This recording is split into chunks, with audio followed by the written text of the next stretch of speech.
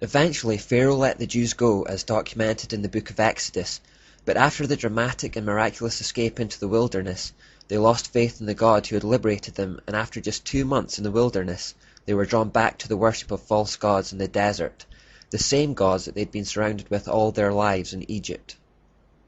While Moses was at the top of Mount Sinai receiving the 10 Commandments from God, the people at the foot of the mountain began to wonder if he was ever coming down again. They lost faith and demanded that new gods be made to show them the way. They built a golden calf and claimed that this was the God that had led them out of slavery. Now, why a golden calf? Well, remember that Nimrod was represented by a bull and had a crown of bull horns, because the Chaldean word for ruler also meant bull. Thus a bull was chosen to symbolize Nimrod in his worship, and gold was chosen because gold was a depiction of the color of the sun. Incidentally, have you ever wondered why Satan is often depicted with bull horns coming out of his head? And have you ever wondered why Hindus regard bulls as sacred? It seems random, doesn't it? But now you know. Look for the threads, connect the dots, and you'll always end up back at Babylon. With your understanding of Babylon from the series so far, you should begin to see connections you hadn't seen before. Following after the abominable patterns of worship set by Nimrod and Semiramis, which included sexual rituals and fornication, Moses returned from the mountain to find the Israelites defiling themselves by reveling in this kind of behavior. They defiled themselves in every sense by worshipping this satanic god, allowing idols into their camp, and in the depraved acts they perpetrated in his name. Now, we have already seen examples of the cancerous spread of wickedness in the world, and the same was threatening to happen amongst God's chosen people here. Moses had to take swift action to purge the camp. A little yeast is quick to infect the whole batch, and the Jews simply had to be kept holy. They were absolutely vital to God's master plan of salvation for the world. If they too were lost to paganism, there was no hope for mankind. The whole world would be doomed to hellish misery and destruction. If the Jews did not survive as a righteous people devoted to God, then there would be no people group through whom Jesus could be born. The Messiah, who was destined to die on a cross for the sins of the world, overcoming death and Satan in the process, to free mankind from the yoke of slavery it was currently under, could not come. The Bible that tells us about those events would never have been written, meaning we would be without hope. The very existence of hope, life and liberty hinged on what happened to the Jews. It was that important. Moses made a tough decision. He asked all those who were on the Lord's side to come to him. They were then told to strap on their swords and kill those who weren't. Around 3,000 died that day.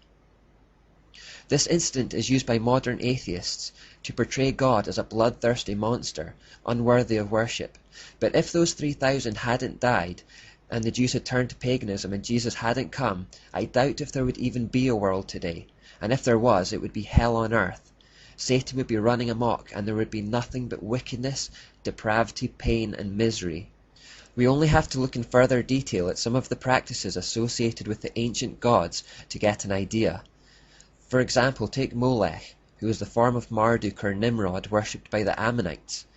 We read in Leviticus that part of their rituals involved child sacrifice and cannibalism. God warned Moses about this repeatedly. Do not give any of your children to be sacrificed, to be passed through the fire to Molech, for you must not profane the name of your God. I am the Lord. Human sacrifices and fire were part of Nimrod's worship from the very earliest days, of course, because fire was seen to be the earthly representation of the sun. Later, in Jeremiah 32:35, we read, They built high places for Baal in the valley of Ben Hinnom to sacrifice their sons and daughters, causing them to pass through fire to Molech, though I never commanded, nor did it enter my mind that they should do such a detestable thing and so make Judah sin. In the same way God's priests in the tabernacle used the meat of the animal sacrifices for food, so the priests of Baal did also eat of their human sacrifices. In fact, this is where we get the word cannibal from. The Chaldean Baal means priest of Baal. Don't let anyone attempt to portray God as a murderous villain, slaughtering innocent women and children. We are talking about the defeat of depravity from the pit of hell. People who sacrificed their own children and ate their flesh. The camp had to be kept holy, a concept our world understands little about.